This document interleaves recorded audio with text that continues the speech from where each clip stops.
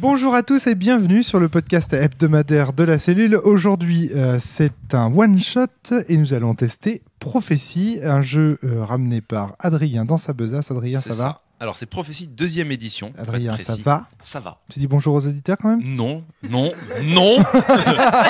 ils nous disent jamais bonjour en Ouais, même temps. c'est clair. Je veux dire, à moins qu'il y ait un commentaire bonjour de la part de chacun des auditeurs, je dirais pas bonjour. Voilà, c'est dit. Emmanuel Meffray est avec nous. Emmanuel, ça va la pêche ? Salut, ça va. Nous sommes également avec Yosei. Yo, ça va ? Coucou. Et Natacha. Salut. Nous allons donc tester Prophétie, un jeu de... Alors, Halloween. un jeu de Benoît Atinos, Julien Blondel, Geoffrey Picard, Philippe Tessier, Timbre Poste et Léonidas Vesperini pour la première édition. Et ensuite, bon, il y a eu des révisions et enrichissements de la part de Thomas Ferron, Jean-Marc Maquin, Thierry Masson et Isabelle Vassot. Alors, Prophétie, c'est un jeu auquel j'ai beaucoup joué dans mon adolescence, qui est un jeu très traditionnel, carac compétences, qui a des lourdeurs, mais qui a aussi des éléments très élégants que moi je garde en tête pour certaines idées de jeu ou autres.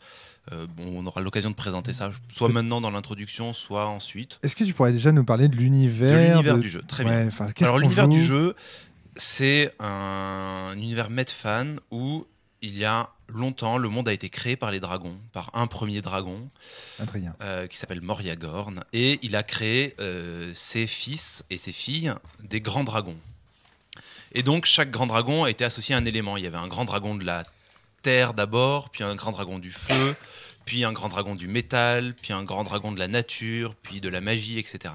D'accord. Et au total, ils sont 9, avec 2 dragons qui ont une histoire un peu particulière, qui est le dragon de l'ombre, qui est tous les doutes et toutes les craintes de Moriagorn. Le dragon de l'ombre est le méchant, mais oh, comme c'est surprenant. Alors, c'est discutable. Ah. Ce n'est pas le méchant. Ah. Alors, ça sera un méchant pour les personnages que vous allez jouer, mais il n'est pas méchant dans l'absolu. Notamment les hommes, la création des hommes dans cet univers-là, ils sont nés immortels. Il y en avait une centaine, un millier, je crois. Et un jour, donc Kalimchar, donc le dragon de l'ombre, et donc ce deuxième dragon dont je voulais vous parler, qui s'appelle Ki, qui est un dragon qui n'avait pas de domaine au début quand il est né, et qui a cherché justement un domaine à avoir, tandis que tous ses grands frères et ses grandes sœurs avaient un domaine. Et donc du coup, lui, il a beaucoup aimé ces immortels, ces humains, et donc il les a pris sous son aile. Et c'est le cas de le dire. C'est ça le cas de le dire. Et un jour, lui et Kalimchar ont, suite à une grande guerre qui a éradiqué une grande partie de ces immortels, enfin qui ne vieillissaient pas mais qui pouvaient périr au combat, ils ont donné aux humains le pouvoir de se reproduire mais de mourir. Et D'ailleurs, donc Kalimchar... J'en profite pour passer un message. Je suis pour la création d'un mot dans la langue française pour les immortels qui peuvent vivre, Ouais. mais qui ne peuvent pas mourir, enfin qui peuvent pas mourir de vieillesse, mais qui peuvent mourir quand même. Parce qu'il y en a marre. Faudrait trouver un mot. Il y en a marre. Les demi-mortels. Les demi-mortels. Ouais, quand même. Mais qu'est-ce que tu fous là, toi? Invocation de Fabien, attaque vocabulaire. Alors, techniquement, je sais pas, destructible, indestructible, immortel, mortel. Enfin voilà, un immortel, il peut pas mourir, même si on peut. Essaye pas de sauver la langue française. Non, il manque non, plein de mais- concepts. Merde, Natacha, aide-moi, sauvons la langue J'étais en française. train de réfléchir aux elfes de Tolkien. Ils sont qualifiés d'immortels, mais ils sont pas appelés les immortels, je crois, hein, me semble-t-il. Enfin voilà. Tout ça pour dire. Voilà, que- t'as tort. Bon, voilà, de toute tout façon. ça pour dire. Et donc, le monde a évolué, beaucoup de temps a passé depuis lors. Et aujourd'hui, sur cette terre, les dragons ont chacun, depuis lors, ils ont chacun créé une ville, une caste dans lesquelles Adrien. ils prodiguent leurs enseignements. Ça ressemble beaucoup aux écoles de foi de Saint-Séan. Ouais, un petit peu. Donc il y en a 8 d'entre eux qui ont fait ça. Kalimchar est de son côté avec son pays, il n'a pas fondé de caste et il recueille, on va dire, tous les rebuts de la société. Et Enfin, c'est Sens Néant qui ressemble à Prophétie, puisque Oui, Prophétie oui, est sorti avant. Et donc, dans cet univers-là, les dragons sont les dieux, plus ou moins. Donc, il existe les 9 grands dragons qui ont eu des enfants, on va dire, de moindre envergure, qui sont toujours source de crainte, d'admiration et d'inspiration pour les humains. Et donc, dans cette société où il y a une très forte notion de caste, les joueurs vont jouer des aventuriers. Donc, c'est un jeu participationniste. On attend de vous que vous soyez des aventuriers. Ça pose un petit problème vis-à-vis de certains métiers, enfin certaines castes, mais on pourra en discuter. Et donc vous allez évoluer dans cette société où il y a des castes qui comprennent à peu près une 30% de la population, et le reste de la population qui sont les 100 castes et qui ont beaucoup moins de droits, beaucoup moins d'autorité, beaucoup moins de prestige. Est-ce qu'il y a la podcast ? Je pense qu'il y a la podcast. Bon, c'est très bien. Alors, est-ce que tu pourrais nous parler maintenant du système de jeu et du système de résolution ? C'est un jeu de rôle des plus classiques. C'est un jeu de rôle des plus classiques. MJ, voilà, j'ai les secrets, l'univers, il y aura le problème du petit-déj, tout ça. Et les joueurs qui, vous allez jouer chacun vos personnages. On cherche notre petit déjeuner pour... Chocolat pour moi, s'il te plaît. C'est ça. Et après, en termes de système... Est-ce que tu as des bras ? En termes de système de résolution... C'est du carac plus compétence plus des 10. Les deux éléments dont j'ai envie de parler, qui pour moi sont assez élégants dans ce jeu, la première chose, c'est que donc, dans ce monde, il existe 3 tendances de pensée principales qui un peu divisent la société et les gens. Divisent la société et les ça. gens. Il y a la tendance dite draconiste, qui est le respect de la tradition, le respect de... Les dragons sont tout puissants, ce sont nos maîtres, c'est eux qui ont la justice, la loi... ils sont à suivre. Il y a la tendance dite fataliste, qui est donc celle instaurée par Kalimchar, qui est donc notre vie n'est que peu de choses, on va tous mourir. C'est aussi il prône aussi une partie d'égoïsme, parce que à quoi bon penser aux autres alors qu'il n'y a que ma vie qui compte. Donc en ça peut être aussi le mal. Et la dernière pensée, c'est la pensée humaniste, qui est une pensée qui s'est développée dans les dernières centaines d'années dans cet univers-là, et où des humains ont commencé à développer des techniques, de l'ingénierie, de la chirurgie, des choses comme ça que les dragons n'apprécient pas trop. Parce qu'avec une arbalète, on peut commencer à menacer un dragon. Parce que créer quelque chose avec des poulies et des rouages, c'est un peu ne pas utiliser les dons des dragons qui sont la magie. Et donc, c'est un peu, pour l'humanité, se séparer de ce pouvoir ancestral, et donc c'est assez mal vu aussi. Et donc, dans les résolutions de test, vous avez le choix n'importe quand de, au lieu de jeter un des 10, d'en jeter 3, un qui représente chaque tendance, et de choisir le dé que vous voulez à la fin, sachant que si vous prenez le dé qui ne correspond pas à votre pensée de personnage, ça va faire évoluer la pensée de votre personnage. Ah, c'est rigolo ça. Donc ça, c'est un aspect qui est assez intéressant. Oui. Et le deuxième aspect, moi, qui me plaisait dans ce jeu-là, c'est deux des ressources qui sont disponibles pour les joueurs, qui sont la maîtrise et la chance, qui s'utilisent lors d'un lancer de dés. La maîtrise se dépense avant un lancer de dés, on peut en dépenser autant qu'on veut. Enfin, on a 10 points au maximum entre chance et maîtrise, et on peut dépenser les points avant pour avoir un bonus donné au dés, qui nous permet d'atteindre des scores super élevés, ou alors la chance, qui nous permet de dépenser les points après le test, si on a raté, pour atteindre le succès.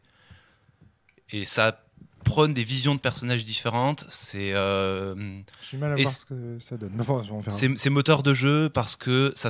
Attends, on fais verra pas ça le après. podcast. Très bien. Fais pas le podcast avant le podcast. J'ai déjà tellement de choses à dire oui, sur parce le que jeu. du coup, oui, parce que toi tu le connais, Ouais. mais il faut d'abord que tes joueurs le découvrent. Voilà, Alors, c'est très bien. Et c'est parti, vous jouez alors. On y c'est va. parti. On va créer nos personnages. Ça nous prend un petit moment. On va jouer et on reviendra après. À tout à l'heure.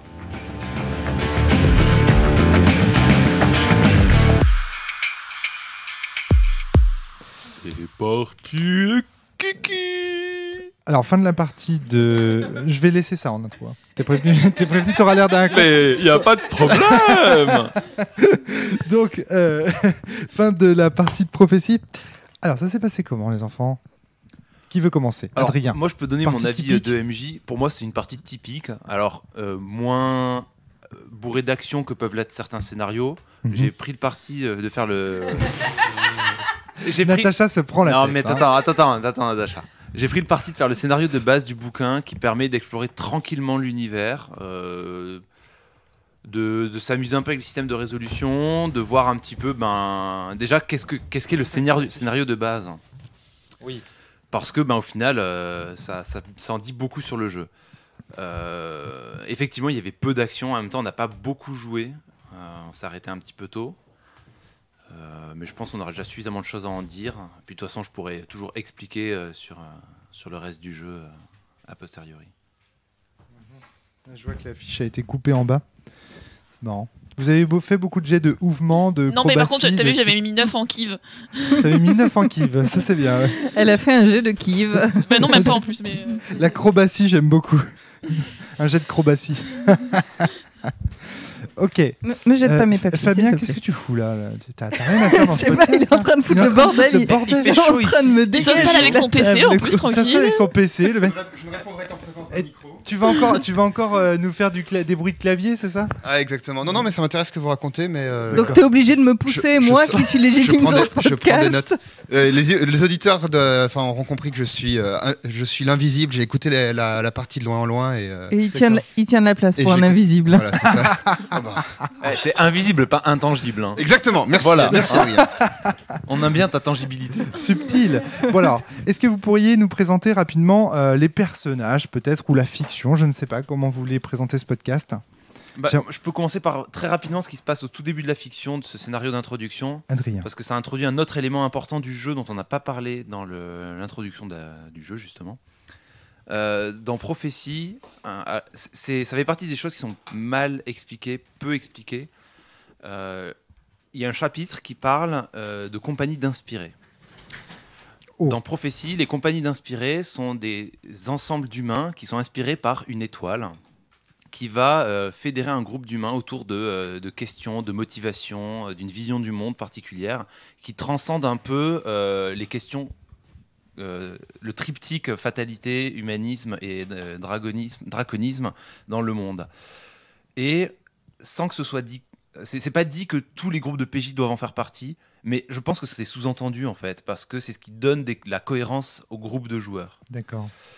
Et donc ce scénario commençait par les personnages sont invités chez un membre de leur famille, ils vont y passer quelques jours, et puis ces membres-là de la famille vont les inviter dans leur confrérie d'inspirés. D'accord. Et donc c'est un moyen de créer ce groupe de PJ. Alors on n'a pas perdu de temps là-dessus parce que bon, si on avait joué en campagne, c'est vachement important de prendre du temps là-dessus. Là, on a un peu zappé, on a dit ok, voilà, donc ça se passe comme ça se passe. Vous faites partie d'une compagnie d'inspirés par la même étoile, et on vous offre, donc ça c'est le début, un des membres de cette confrérie est décédé il y a quelque temps, et vous recevez en héritage ces terres, donc un petit fort dans une campagne riante à 5 jours de marche de cette ville. Et donc, voilà, la partie, c'est les joueurs arrivent là-bas et puis doivent retaper ce fort qui est tombé en ruine. Et puis, il va y avoir la vie du village au quotidien à gérer, les petits problèmes. Donc, moi, en termes de préparation C'est de une partie, baronnie finalement, quoi. Tu joues c'est presque. ça, c'est ça. En préparation de partie, gestion. ce qui se déroule de la partie, c'est il y a une sorte de liste d'événements du quotidien. Donc, c'est un enfant va disparaître parce qu'il s'est perdu, les personnages vont peut-être aller le chercher. Il y a des événements qui ont lieu qui sont liés un peu plus, on va dire, à la problématique centrale du scénario, que ça va être un séisme qui va avoir lieu, puis un deuxième, puis un troisième. On va accuser les personnages d'être à l'origine de ça parce qu'ils viennent d'arriver quand ça se déclenche. Ah, c'est pas mal. Ça, on a à peine commencé. On a eu le premier séisme avec les villageois qui commençaient à douter, puis on s'est arrêté un petit peu après. D'accord. Et après, il y a des événements de vie un peu quotidienne. Donc, il y allait avoir une fête du village organisée et un match de soul entre les habitants du village et les habitants du village d'à côté. Donc, c'est une sorte de rugby C'est un populaire. scénar de la base ou C'est un scénar de la tout- base. D'accord, ça Ouais, c'est cool. c'est le bouquin de la base. Hein. Ok. Et dans ce village, il y a plusieurs PNJ qui sont décrits, qui sont le chef du village, la prodige, donc la druide, prof des écoles, guérisseuse du village, grosso modo. D'accord. Va y avoir aussi une aubergiste qui a un penchant humaniste. Donc la prodige qui elle est très draconiste, et donc du coup il y a des antagonismes entre ces deux personnages. Il y a le voisin des personnages qui est un riche paysan qui possède plein de terres et qui du coup depuis a commencé à ronger sur les terres qui sont associées à leur fort, D'accord. et qui lui est un fataliste arriviste qui essaye de profiter de la situation. Et donc en gros il y a un petit peu toutes les tendances représentées par des points de vue assez archétypaux, c'est-à-dire le chef du village qui est draconiste parce que c'est comme ça depuis tout le temps, on y croit parce que c'est notre loi. La prodige qui, elle, a plus une vision fanatiste, religieuse. Le voisin arriviste. Après, on a aussi Cette description commence comme un scénar de Dogs in the Vineyard. Oui, mais un peu. Le médecin, enfin, pas le médecin, mais comment ça s'appelle Le vieux. C'est le quoi vieux- ce terme le vieux- Ah, le bourgmestre. bordel. Tu vas y Non, arriver, explique. Le vieux Le quoi rebouteux. Oh, le reboot. Le rebooteux du village, parce qu'en fait, dans ce village, les gens qui ont des problèmes de santé, aller voir la prodige, c'est trop. On a l'impression de lui faire perdre son temps, D'accord. parce qu'elle est tellement importante à leurs yeux qu'ils ont l'impression de faire perdre son temps. Donc, du coup, ils vont voir le rebooteux, qui lui a un autre penchant du fatalisme, qui est un peu les dragons, ils nous ont un peu laissé tomber, quoi. D'accord. Il y en a un, c'est l'égoïsme, l'autre, c'est un peu la fatalité du. notre vie, elle est dure et on la vit et les dragons. Déjà, nous c'est aident très pas. intéressant parce que dans Et la donc, description que ouais. tu fais des personnages, on voit que la fiche de personnage et l'orientation qu'on a vis-à-vis des dragons et vis-à-vis de l'univers oblige à fouiller les personnages. C'est-à-dire que par la description de leur obédience, si j'ose dire, je sais pas comment Ouais. ça s'appelle, leur alignement, j'ai presque Ouais, envie. c'est une sorte d'alignement, c'est Mais les oui. tendances. C'est les C'est une tendances espèce dans de le jeu. tendance, voilà, ça des tendances, et bien ça approfondit immédiatement les personnages et ça va nous donner des couleurs pour pouvoir les jouer par la suite quand les PJ vont les rencontrer. Donc ça c'est intéressant, je trouve. Donc en gros, c'est une sorte de bac à sable avec moi j'ai quelques événements pour venir relancer de l'action et autres. Et c'est l'occasion pour les joueurs de rencontrer les idées de plusieurs tendances qui vont se confronter et de voir comment ils se positionnent par rapport à ça. Ça, c'est un aspect du jeu, parce qu'après, c'est vrai que c'est aussi un jeu avec de l'aventure, avec des secrets, avec des choses à découvrir.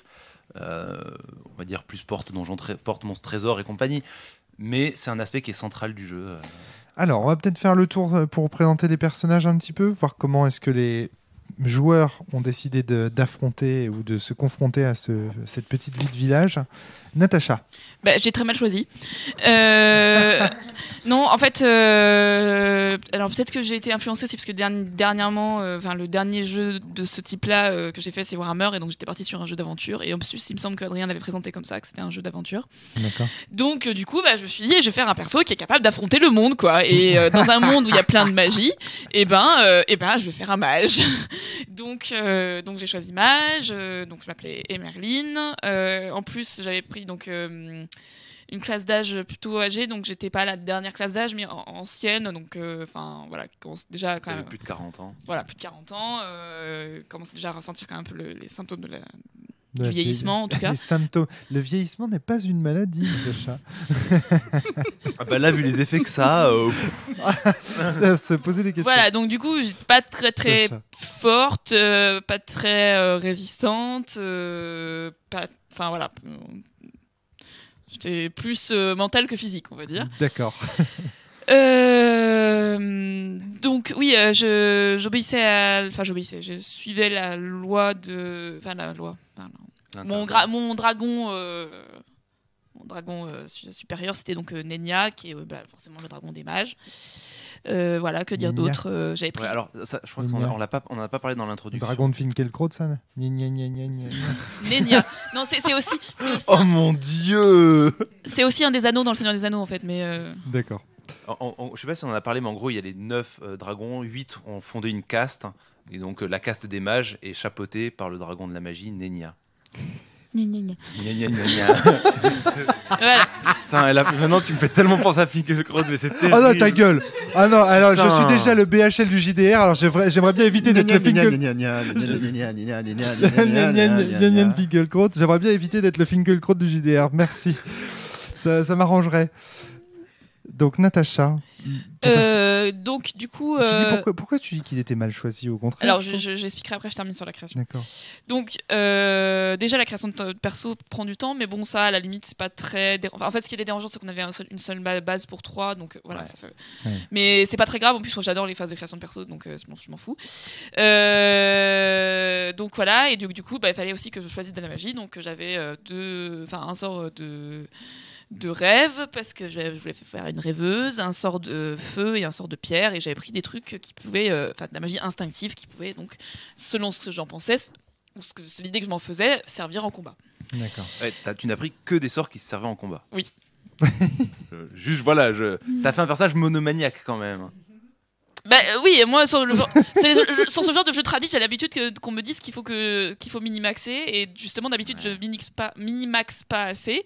Donc là je me suis dit c'est bon, là, on va arrêter de faire le réflexe Natacha, on va faire un truc un peu voilà. Et Oui, mais du coup, il faut pas que tu sois frustré par tous les moments où tu ne sers à rien, parce que c'est les autres qui doivent servir. Et quand il y aurait eu des combats, t'aurais été utile, et tu as été utile pendant les combats. Enfin bon. Disons que Natacha aime être utile en dehors des combats, peut-être. C'est ça. Peut-être que t'aurais dû minimaxer dans la bibliothèque. Oui, je T'aurais sais dû pas. enfin, bon. Bon, enfin, bon, bref. De toute façon, ça fait On partie en du problème reparlera. du jeu, on en reparlera de ça. Ouais. hein, Bon, c'est- bref. Et donc, voilà, je découvre qu'il va falloir qu'on retape une maison. J'ai 49 ans. J'ai 49 ans dans un monde médiéval fantastique, il faut que je retape une maison. En plus, bon, j'ai pas de rhumatisme pour ma part, en tout cas, n'est-ce pas Emmanuel? Mais je sens qu'il pourrait très bien être si je reste là trop longtemps. J'ai parmi mes Ce personnage énorme. C'est le personnage énorme, ça. Enfin, c'est Attends, ce qui est bien, c'est qu'elle elle roleplay son personnage parce qu'en fait, Oui. elle était grincheuse. Donc voilà, donc j'ai grinchonné toute la partie, effectivement, donc j'ai fait peur à tout le monde, en plus c'était super. Donc dans un truc où t'as besoin de social aussi, où il faut que tu rencontres les gens, c'est vachement bien. c'est vachement bien, oui. Voilà. La ronchonnée, je crois que quoi. à peu près. Voilà. La Tati Daniel de prophétie, quoi. Ça veut ça, ouais. Et donc, au bout d'un moment, j'ai noté sur ma feuille de. Pardon. Au bout d'un moment, j'ai noté sur ma feuille de perso, et sinon, la magie et l'aventure, elles arrivent quand? Ouais. Voilà. Yosei, est-ce que tu veux nous présenter ton personnage Entre deux rires. Entre deux rires. Alors, qu'est-ce que tu as joué Du coup, moi, un personnage voyageur. Donc, enfin, c'est sa caste des voyageurs. Son dragon, c'est. Je l'ai écrit quelque part. Alors, je c'est ne pas les connais son pas par dragon, cœur. c'est le Oui. dragon dirigeant de cette case parce que. Non, j'ai décidé que j'avais mon dragon personnel. C'était Comme classe. tu dis son seigneur. enfin. Oui, c'est ça, c'est son seigneur. effectivement. Donc, je pense que tu peux le rappeler plus rapidement que moi, Adrien. Zil. Voilà. Si. Alors, c'est important de noter tout de suite tous S-Z. les noms dans ce jeu. Gna, gna, Alors, gna, dans gna, Warhammer, gna, il y a gna. des sonorités allemandes. Ici, ça a des sonorités Medfan, c'est-à-dire des K, des G, des H, des Y et des Z. Voilà. Donc Zil, c'est S-Z-Y-L. Hein, s'il faut faire les choses bien. Zil. Euh, Ici, il n'y a que Zil. Du coup, moi, j'avais. C'est le genre de problème qu'on rencontre souvent dans ces jeux-là, c'est qu'on rentre les caractéristiques principales avant de creuser un peu son personnage. Oui. Donc du coup, j'ai mis des caractéristiques en développant un personnage après qui correspondait pas du tout. Donc Voilà. comme on a eu un très gentil MJ, il m'a permis de changer quelque chose, quelques trucs en haut. Alors après, Mais- je vous avais dit à la création de personnage de commencer à réfléchir à votre concept dès le début Ouais. et après d'essayer de coller à ce concept. Mais bon, Et après, oui, mais- de toute façon, ce qui est vrai, c'est que ce jeu, tant qu'on n'a pas l'habitude de comment se créer le personnage, Mm. c'est vrai qu'il y a plein de choses, on ne sait pas encore quels sont Ouais. les tenants et aboutissants de plusieurs choix. Donc effectivement, je C'est vous ai ça. laissé de la souplesse. Ça a beau être quand même du Medfan tradi, ben il y a quand même des petites subtilités, mine de rien, ce qui fait aussi l'intérêt du jeu, heureusement. Ne serait-ce que parce qu'on passe 2 heures à créer les fiches de perso, il faut bien qu'il y ait de quoi s'occuper pendant 2 heures. Donc, C'est il y a- ça, il y puis a en du 2 monde, heures, tu as le temps de faire évoluer aussi l'idée que tu pouvais avoir au départ. Eh oui. Donc finalement, il s'est retrouvé un peu un personnage bâtard, mental, manuel, ni physique, enfin voilà, c'était un peu bizarre. Je sais pas, moi, de ce que j'en ai vu, il ressemblait vraiment au classique voyageur que je pouvais avoir sur mes tables. C'est Ouais, donc quelqu'un qui tire à l'arc, qui a plusieurs compétences pour s'en sortir dans la nature. Pas. Ok, elle a eu pas de bol, mais ça après c'est un jeu où il y a des dés. Donc, Ça sent le vécu, là. Il s'est passé quelque chose disons que ma première action était de me perdre en forêt pour un voyageur, c'était un peu la loose, voilà. D'accord. Dans la forêt de notre propriété. Vous connaissez C'est pas Marcus? Une fois, il s'est perdu dans son propre musée. Enfin voilà, personnage Il classique. s'est perdu dans s'il son en est. jardin, quoi. D'accord, très bien. Emmanuel. Alors moi, c'était Hector, donc avec un K, du Un H, du H. Y, du Z, tout ce que D'accord. Donc Hector était le forgeron de service, donc 50 ans aussi, avec les handicaps qui vont avec, c'est-à-dire une perception déclinante, des rhumatismes. on Mais était- c'est les papis font de la résistance, ce truc-là. C'est quoi ce délire? C'était un trip, en quoi. fait, alors, Eh, voilà. on va jouer à prophétie. En fait, c'est important de le noter. Dans ce jeu, à la création, Et c'est un jeune qui vous a donné la quête? Sans déconner. C'est quoi ce délire là? Tu nous expliques pourquoi? Tu tires l'âge au hasard ou quoi? Avec Non, un non, dessin?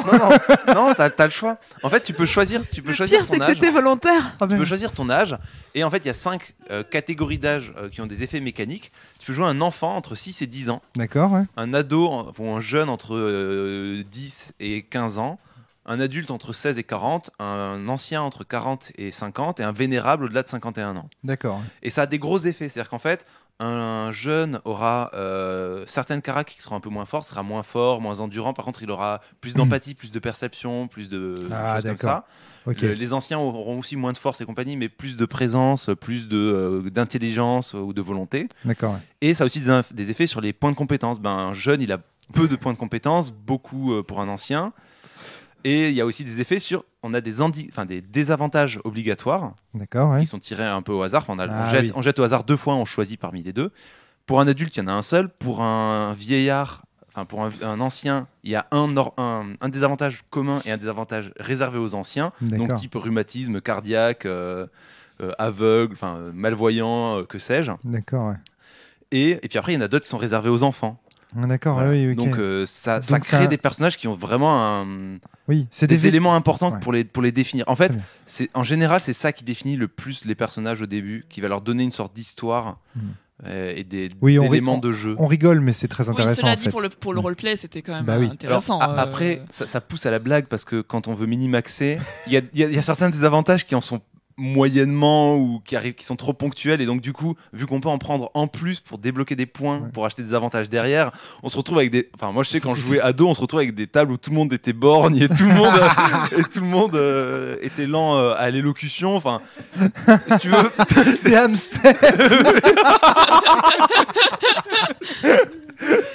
on en rit si tu veux, mais quand tu le minimax, ça donne des trucs un peu absurdes, mais c'est vrai que sinon, ça donne des éléments de couleur au personnage. D'accord. Et d'ailleurs, c'est un truc qui est important à noter, c'est en fait, pour moi, c'est ça qui illustre comment on doit jouer à ce jeu-là. C'est que par exemple, les personnages de Natasha et de Yosei, non, c'était le tien, Emmanuel. et de Emmanuel, avaient tous les deux en désavantage une dette. Et en gros, c'est des événements qui, quand on joue en one-shot, n'ont que peu d'intérêt, mais qui en fait sont là pour donner des idées au MJ pour venir rajouter de l'action, des événements. Oui, ça D'accord, sentait ouais. que c'était facteur Ouais. de crise, Oui, En puis fait, c'est un nous, jeu dans qui nos ne- façons de qui réagir ne aussi. l'explique pas, mais qui au final tourne autour des personnages. Qui C'est pousse cool. à qu'on conçoive une histoire autour des personnages. Ça c'est cool. Donc Emmanuel, on n'a Ouais. pas fini ton personnage. Moi, au au final. final, c'est vrai que ça partait vraiment de la volonté. J'avais envie de changer un petit peu, de prendre un perso pas forcément Guerrier très, mage très, voleur. très vif, c'est ça, ni jeunette torturée, histoire de changer un peu.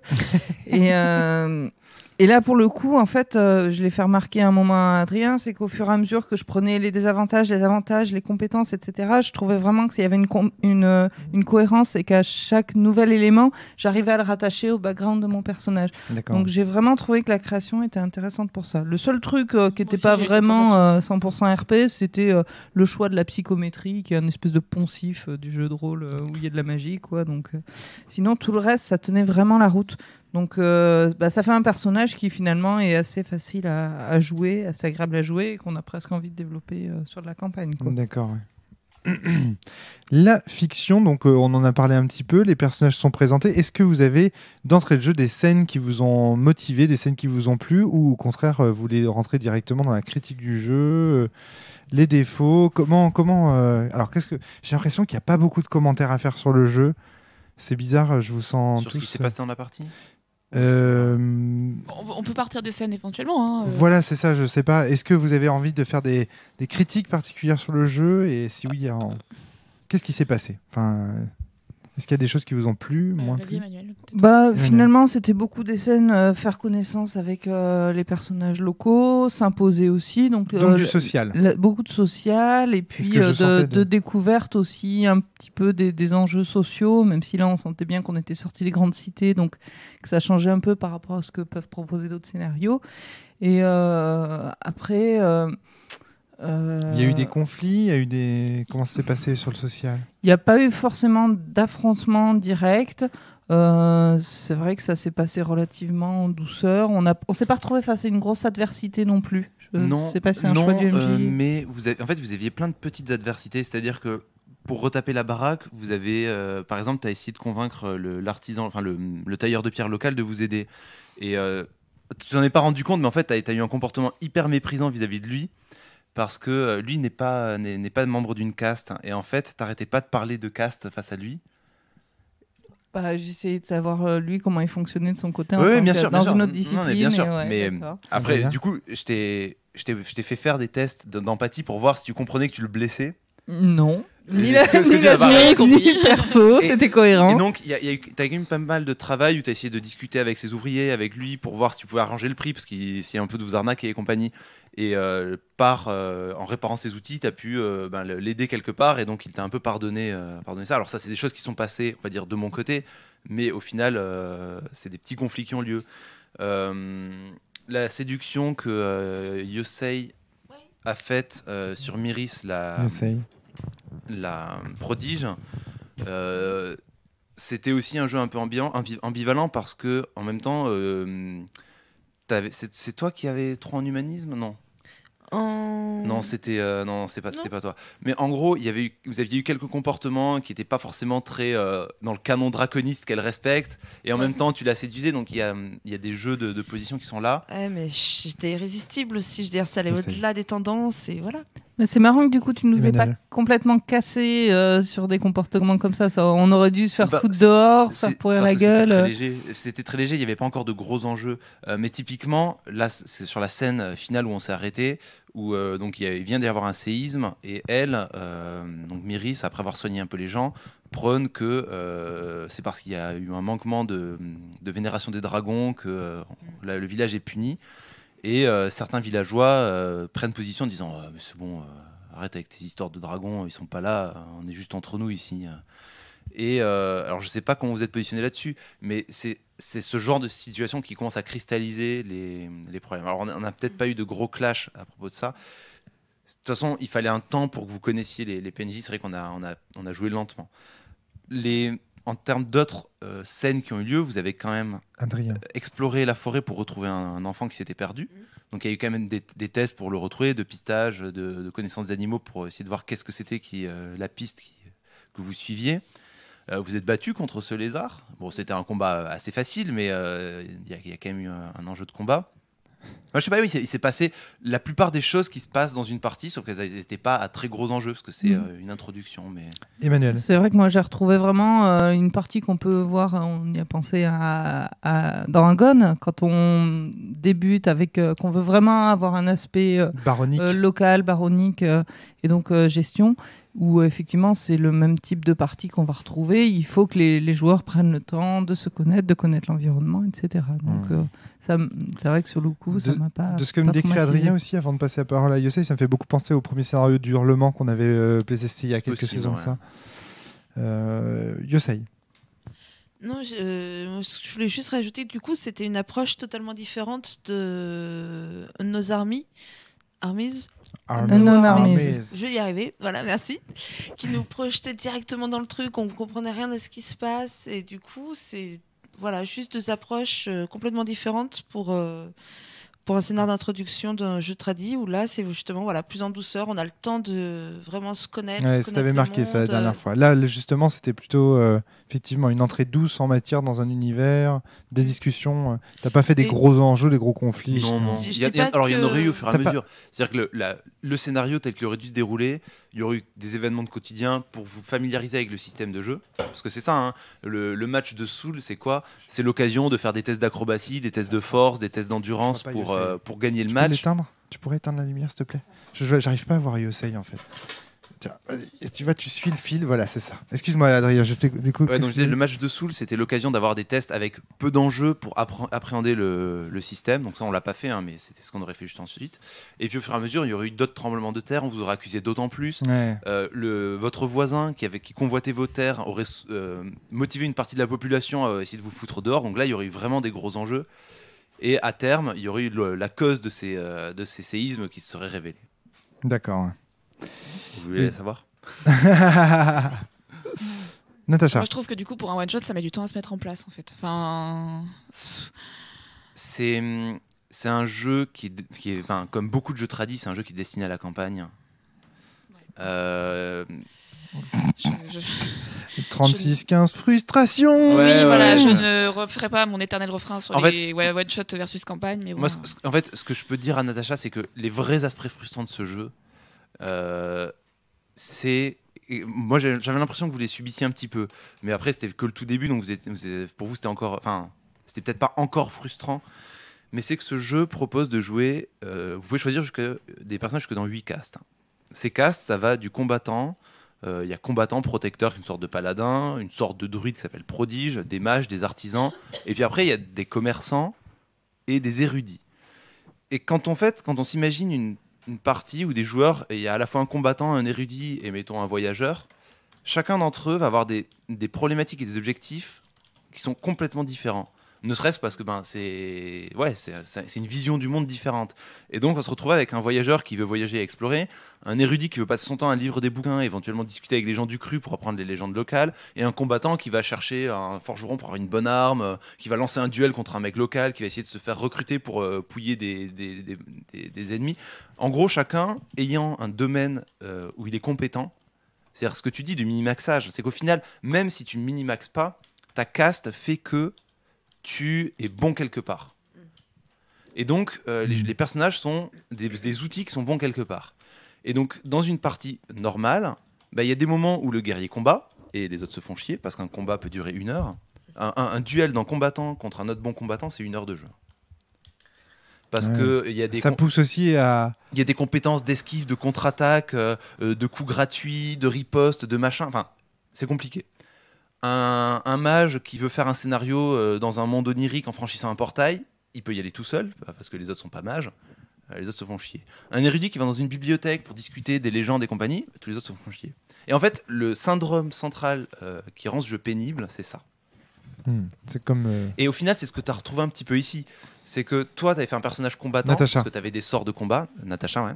Et que là, le combat, il y en a eu un tout petit qui arrive à la fin, qui n'a pas duré longtemps. Il n'y avait pas de donjon, pas de grands monstres, pas de boss, pas de trucs comme ça. En revanche, le personnage d'Emmanuel, qui était artisan, la retape de la baraque, c'est intéressant, quoi. Il y a de l'enjeu, il y a de la discussion, on peut discuter matériaux. Il y avait la forêt locale, du coup, pour notre voyageuse qui veut aller chasser, dans son etc., jardin. ça donne des zones de jeu. Et en fait, c'est ça le problème central de ce jeu. Alors, la méthode pour résoudre ça, c'est la compagnie des inspirés par l'étoile. Alors oui, c'est un artefact qui marche, sauf que ça fait un peu artificiel. Et c'est pour ça que je vous dis, il faut garder en tête, vous jouez des aventuriers. Et aventurier dans le sens où... Non mais Natacha, aventurier, c'est pas combattant qui tue du monstre. Aventurier, c'est... aventurier dans le sens participationniste du jeu de rôle. C'est on va vous proposer une situation, emparez-vous-en. Natacha. J'ai essayé. Hein. Enfin, mais je sais. La première soirée, si j'avais vraiment suivi mon personnage, j'aurais parlé avec personne. J'ai essayé d'embaucher un des jeunes du village pour devenir mon apprenti en magie. Ça, t'es trop habitué au bon jeu. Et tu sous-entends quoi là, que Prophétie c'est pas bon? Prophétie, c'est un jeu qui a ses défauts. C'est un vieux jeu. C'est un vieux jeu. Pourquoi tu présentes Prophétie du coup excuse-moi. Emmanuel voulait prendre la parole. Ouais, non, juste un petit détail, ça me fait marrer parce que dans les remerciements, il y a Henri Verne. Parmi Dan Simmons, Pratchett, Zelazny, c'est l'arrière-petit-fils de Jules ou... Alors Henri Verne, à moins qu'il y ait un homonyme, c'est l'auteur de Bob Moran. Donc pour le coup, pour le côté aventurier, même si le contexte est totalement différent, on retrouve un peu ça, quoi. Se retrouver dans à peu près n'importe quelle situation et puis et aller jouer avec, quoi. Alors du coup, qu'est-ce qui fait l'affinité avec ce jeu pour toi, Adrien? T'avais l'air de dire que c'était un jeu auquel t'avais beaucoup joué avant. Alors moi, ce qui m'a toujours beaucoup plu dans ce jeu, c'est que c'est un jeu qui a une grande richesse dans son univers. C'est vrai qu'en one shot, c'est dur à voir. Mais c'est quelque chose. Alors la richesse d'un univers ne dépend que ce que les personnages peuvent en explorer, tu vois. Et alors dans ce jeu-là, les personnages peuvent tout explorer. C'est pas un jeu à secret. Ouais, mais voilà, pas tous ensemble, c'est ça le problème. Fabien. Et ça prend du temps. Dans ce jeu-là, il y a des mécanismes qui moi m'intéressent et me plaisent. Je sais pas si vous les avez ressentis comme intéressants ou pas. Les mécanismes de chance et de maîtrise. Ouais. La mécanique des tendances en fait, elle essaye de faire quelque chose qui est bien, qui est un peu lourd au final à gérer au quotidien.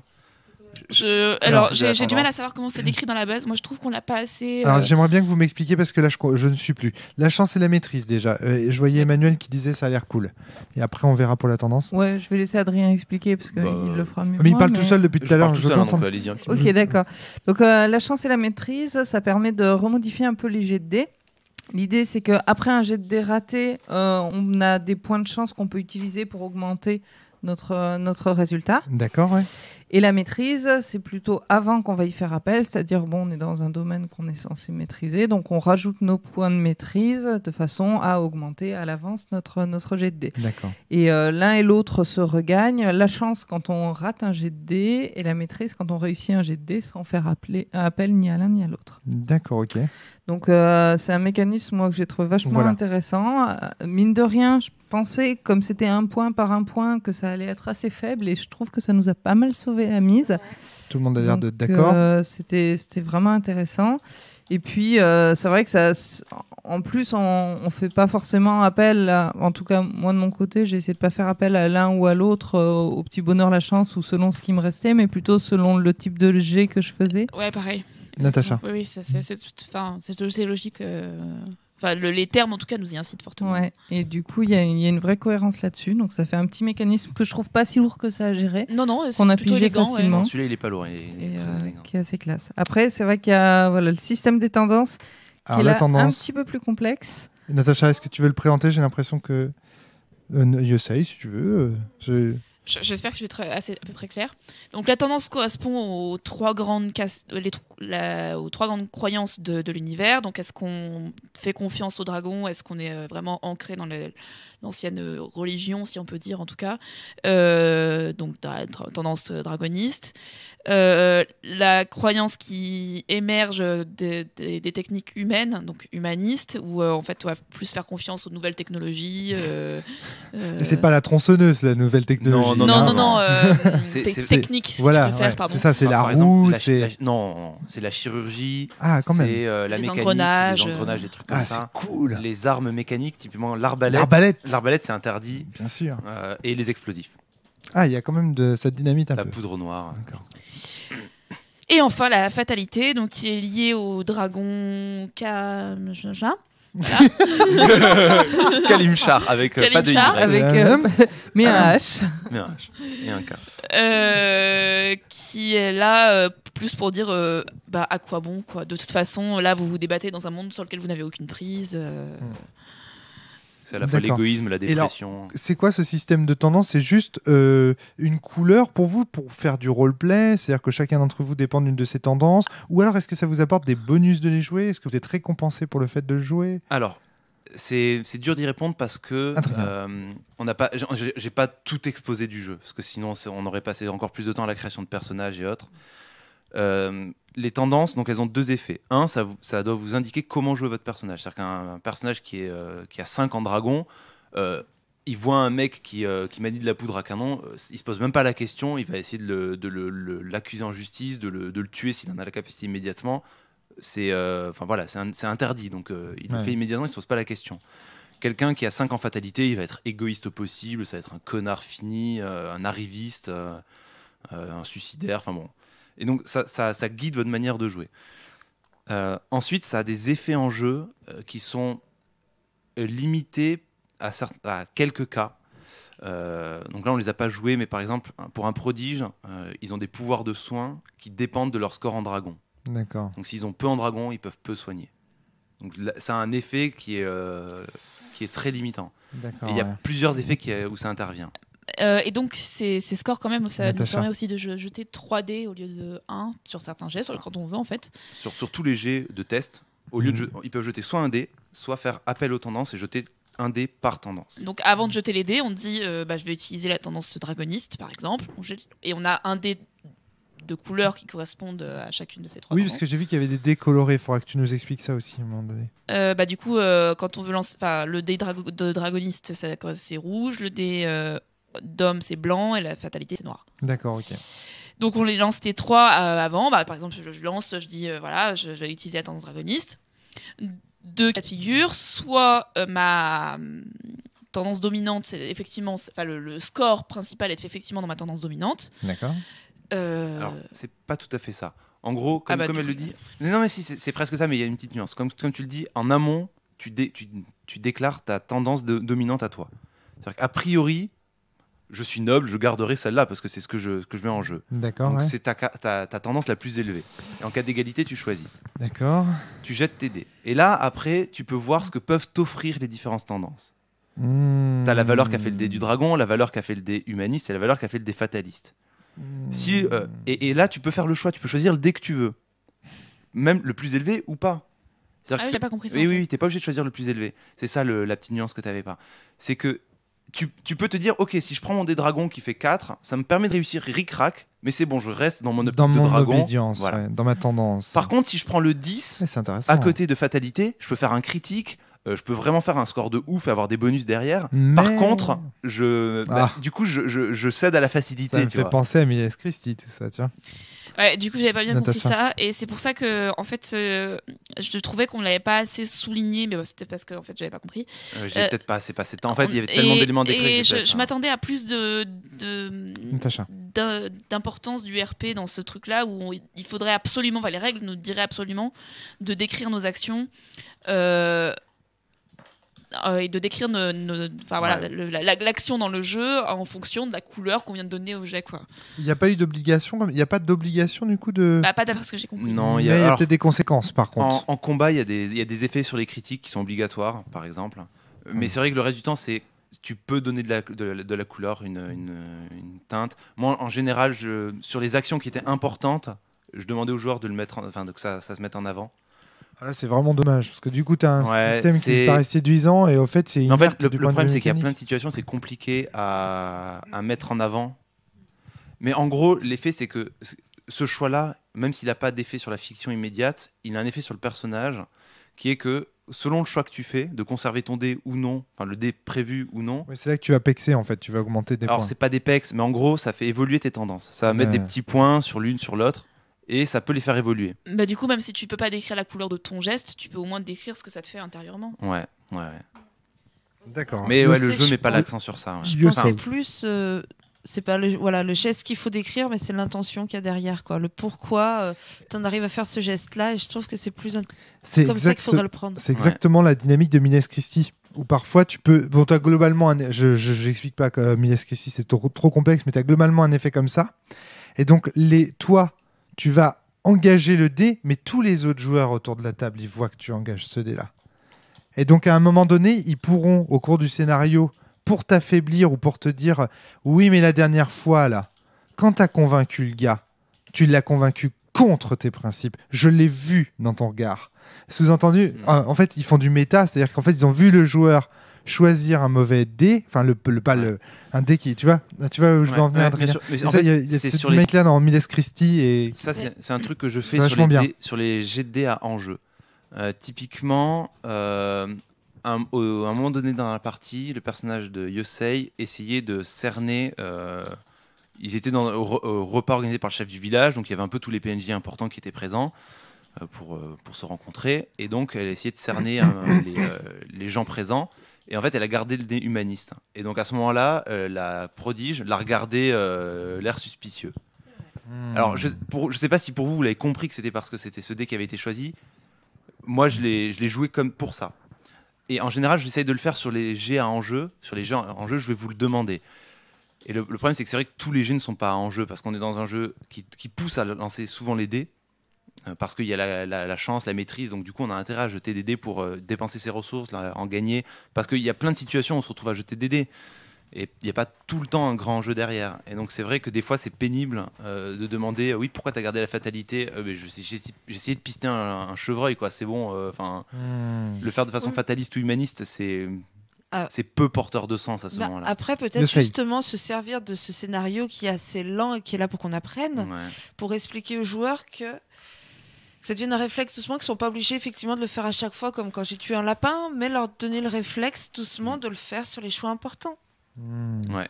Mais j'ai la sensation, à ce que tu décris, après moi j'ai pas joué, mais j'ai la sensation qu'en fait ce qui va être important dans ce jeu, c'est moins les enjeux en eux-mêmes, qui peuvent être minimes, que la façon dont les relations entre les personnages et la façon dont les personnages des joueurs font pour les résoudre va engendrer des relations de plus en plus complexes au sein du village et créer en fait des tensions qui, elles, par contre, seront à enjeu. C'est-à-dire qu'assez rapidement, c'est un peu ce que tu voulais dire, Adrien, je pense, quand tu disais que dans Prophétie, ça tourne autour des personnages, non ? Non, il y a vraiment des enjeux... Non, quand je dis que ça tourne c'est une hypothèse. En fait, quand je dis que ça tourne autour des personnages, c'est que, en général, une campagne... Enfin, moi, quand je le faisais jouer, je faisais pas une campagne en me disant... le méchant c'est lui, il a ça comme plan, et puis son veux prendre donjon la il est parole là, et etc. C'était plus, on fait quelques scénars avec des enjeux locaux comme ça, qu'on peut improviser facilement, des petits trucs, et puis au bout d'un moment on voit des éléments qui ont plu. En fait, ça se rapproche un petit peu de peut-être ce qui se passe dans Apocalypse World, enfin c'est peut-être comme ça que je le voyais, c'est-à-dire ils se sont fait un ennemi dans la partie parce qu'ils ont été ignobles avec ce PNJ ou autre, et du coup ça devient un élément que je vais réutiliser. Et en gros, je vais C'est pas ça. créer une campagne en amont et que les joueurs vont explorer, je vais créer une campagne autour de mes joueurs. C'est ça, c'est-à-dire que c'est ce que je voulais dire, c'est-à-dire que ce qui se passe, c'est que ce sont les moyens pour résoudre des petits enjeux au départ qui ensuite, les moyens eux-mêmes vont devenir l'enjeu. Tu vois ce que je veux dire? Et au fur et à mesure, en fait, ça va faire une espèce de spirale infernale C'est comme ça, dans lequel on va être obligé de faire appel au forgeron pour régler le problème qu'on a avec la cultiste qui va, etc. Typiquement, un des événements que je pouvais faire venir, c'était un inquisiteur est de passage dans le village et croise l'aubergiste, et ça se passe mal entre eux. Et donc là, vous allez devoir prendre position. Enfin, on va vous demander votre avis. Vous êtes des membres de caste dans le village, vous êtes parmi les seuls qui ont une caste dans le village. Et que vous preniez position ou même que vous ne preniez pas, ça aura des conséquences. C'est-à-dire qu'il va se passer quelque chose, des PNJ vont vous garder rancune ou non. Et alors après, c'est un jeu où les choses sont même pas conseillées dans le bouquin. Ça transpire, en fait. Ça transpire, voilà. Mais ça fait partie des défauts souvent de ces jeux traditionnels qui ne disent pas très bien comment y jouer et quoi mettre en avant. Et ce qui serait cool, c'est d'avoir plusieurs MJ de prophéties qui viennent témoigner et d'observer un ensemble statistique un peu intéressant et de voir comment leur campagne s'est passée. Et si tous te disent mais à la fin nous on quittait même plus le village, ça devenait complètement ouf, il suffisait qu'un visiteur arrive pour que ça déclenche tout, ça mette en branle tout un tas de réseaux de conflits, et enfin voilà. Mais ça, moi je l'entends beaucoup dans les jeux traditionnels, des gens qui disent mais au bout d'un certain moment ça tournait autour de mes persos, tu vois, il y en avait deux qui vivaient une histoire d'amour de ouf, mais en même temps ils étaient convaincus que, etc. quoi. Donc, je sais pas. En tout cas, c'est comme ça que tu l'as vécu, toi, Adrien, à tes tables? Alors, oui et non, parce qu'en fait, là il y avait un début dans le village, mais en pratique, c'est quand même des groupes qui voyagent. D'accord. Parce que c'est un monde qui est à explorer. D'accord. Il y a vraiment plein de choses partout. Très bien. Très bien. En tout cas, ça a l'air intéressant de l'extérieur comme ça. Est-ce que vous avez autre chose à en dire? J'ai l'impression vraiment que c'est un jeu qui n'appelle pas beaucoup de commentaires de votre part. Non, je crois que j'ai dit ce que j'avais à dire. C'est ça, c'est un jeu intéressant. Après, c'est pas un jeu qui va bouleverser les standards non plus et qui. Tu penses pas que ça peut générer des bonnes conversations, ces histoires d'obédience, de rapport au dragon Franchement, moi j'ai l'impression qu'il y a quand même en germe un truc intéressant. Moi, ce que j'ai ressenti de ce jeu, c'est que c'est un jeu qui a plein de bonnes idées inachevées. D'accord. Je pense que si j'étais MJ, pardon, je la refais. En tant que MJ, je serais pas prête à mettre l'énergie nécessaire pour en faire quelque chose d'intense, en fait. Parce qu'à mon sens, ça doit demander une implication énorme et pas faire la moindre faute de mastering. En fait. De quoi? Il faut faire beaucoup de rillettes, typiquement. C'est ça, ouais. Mais tu sais que t'es pas la seule non plus à être impliquée dans ces cas-là. Les joueurs aussi peuvent l'être, tu vois. Si les dés, par exemple, de couleur, là, ça peut être important. Je sais pas, enfin voilà, je pense que t'es dans ce genre de jeu où les personnages sont importants, t'es pas le seul en tant que MJ à faire le scénario. Et justement, Adrien, que propose la base en termes de scénario? Qu'est-ce qu'il te propose? Ça, c'est le seul scénario dans la base. Dans les suppléments, il y en a plein d'autres. Ah oui, il y en a plein des suppléments. Et c'est quoi les suppléments, tu sais? Il y en a un autour de chacun des grands dragons. Il y en a une série qui fait une évolution dans l'univers. En gros, il y a eu, je crois, 3 suppléments qui font une campagne autour d'une grande guerre qui a lieu entre un empire humaniste et les empires draconistes, et qui viennent chambouler l'ordre du monde. Il est moins, c'est moins aventure. D'accord. Et c'est plus politique et guerre. D'accord, ok. Mais après, c'est vrai que ça reste un jeu traditionnel dans ces suppléments. Yosei, s'il y avait une scène de prophétie qui t'a marqué, un truc qui t'a bien plu dans le, tu dirais quoi? Bah honnêtement, je saurais même pas quoi dire parce que c'était, je sais pas, c'était une succession de petites scènes. Il n'y a pas eu justement, comme on disait, de gros moments intenses et tout. C'était, bon, écoutez, c'était de la découverte tranquille. Les filles, J'ai l'impression que vous êtes emmerdés là. Non. Bah, Enfin, en soi, non. franchement- C'est vrai que la. Franchement, Natacha. Ouais, Si, Natacha, si. ouais. Attends, on ne sait pas parce qu'il y a des micros qu'il faut Alors, pas le dire. non, quoi. non, Il y a un non, moment donné, il faut là, jouer on carte a sur arrêté table. la En fait- partie en plein Oui. sur. D'accord. On a arrêté la partie aussi parce que moi j'ai autre chose à faire après et que je voulais pas finir trop tard. D'accord, donc, ok. voilà, Nat, mais, ça roule. Mais bon, je sais. moi j'aurais bien joué 2 heures de plus, honnêtement, D'accord, ok. pour justement déclencher un peu. Des trucs un peu. Mais ça plus donnait envie, mais punchy. voilà. D'accord, un petit peu ouais, c'est frustré. pour ça que je précise qu'on a. Enfin, c'est pas uniquement. Enfin, si les choses n'ont pas eu le temps de se mettre en place, c'est pas non plus uniquement de la faute du jeu, quoi. C'est aussi- D'accord. Ouais, déjà, j'ai accéléré tout le début parce très que je savais qu'il y avait des longueurs, hein, mais Hmm. Emmanuel, tu Mais veux ajouter quelque ouais, chose finalement, il y a des jeux qui font à peu près la même chose, mais beaucoup mieux. Ne serait-ce qu'Agone, qui mériterait d'ailleurs d'être cité dans les références Mais peut-être et qui n'y est que. pas. Mais je sais pas, il est peut-être plus ancien qu'Agone dans ce jeu, non Bah écoute, 2001, 2002. ça, c'est la deuxième édition. Je sais pas de quand date la Ah, première. ouais, peut-être. Je sais D'accord, ouais. Parce que, attention, Agone, c'est les années 2000 aussi. Hein. C'est 99, je crois. Ouais, je sais ouais. plus, je suis pas sûr. Mais... pas. Mais Ah oui, je ne connais aucune date et je ne retiens rien C'est des pareil. dates. Et je sais, La voilà, même, je ne suis la pas un même. érudit du jeu de rôle. Voilà. non, Ça, mais c'est c'est dit, vrai mais- que finalement, c'est à peu près les mêmes choses qui sont balayées, quoi. À la fois des enjeux mystiques, à la fois quelques enjeux politiques, et puis Baronique. du très très personnel, quoi, très ok. centré sur les personnages. Donc bon, après c'est peut-être aussi l'époque qui veut ça, hein, le fait qu'il Oui, y ait plusieurs jeux il y a similaires beaucoup- qui Il y a beaucoup sortent. de jeux qui ressemblaient à ça. Hein. C'est pas une surprise. D'accord. Bon, ben, on va s'arrêter là. Oui, sur c'est- ce podcast. tous les podcasts ne donnent pas Mais- des Voilà, c'est expériences ça. extraordinaires. hein. Ouais, Ouais. c'est ça. Non, mais j'ai effectivement. l'impression, c'est marrant que finalement, l'ambiance du jeu se ressent vachement dans l'ambiance du podcast. C'est ça. Parce qu'hier, c'était Ouais. un scénar speed, on était arrivé en podcast, on était en mode intenable. Là, c'était un scénar pépouze, on est en mode Hier, tranquille. tu voulais dire la saison dernière, enfin oui, le oui, mois bien dernier. sûr, c'était tout à fait ce que je voulais dire. Il y a Ça va être longtemps coupé, de ça. Désolée. La dernière fois, donc, Non, je couperai pas, c'est pas grave. on était dans le rythme vraiment du scénario et là, on était en mode tranquille, découverte. Et du coup, c'est vrai qu'on arrive en podcast en mode. C'est pas en mode négatif, on s'est ennuyé ou quoi, enfin, en tout cas pas pour moi. Mais en mode tranquille. Mais juste en mode tranquille, voilà. D'accord. Eh bien, merci Adrien d'être venu présenter ce jeu à la cellule. Merci. Même si c'est vrai que là, moi, je reste en tant que premier auditeur du podcast, puisque encore une fois, je n'ai pas participé à cette partie, je reste un peu sur ma faim. J'aurais voulu en savoir un peu plus. Mais bon, je vois bien un petit peu le genre de choses vers où ça peut mener. C'est vraiment du jeu sur le long terme et dont les personnages vont prendre, sur lesquels les personnages vont prendre vraiment une importance liée à leur choix, notamment de tendance et tout ça. Donc, faut voir ce que ça donne. Merci à vous, à très bientôt tout le monde. Merci Adrien, merci Natacha, merci Yossé, Salut. merci Emmanuel. À très bientôt. Bye bye. Salut.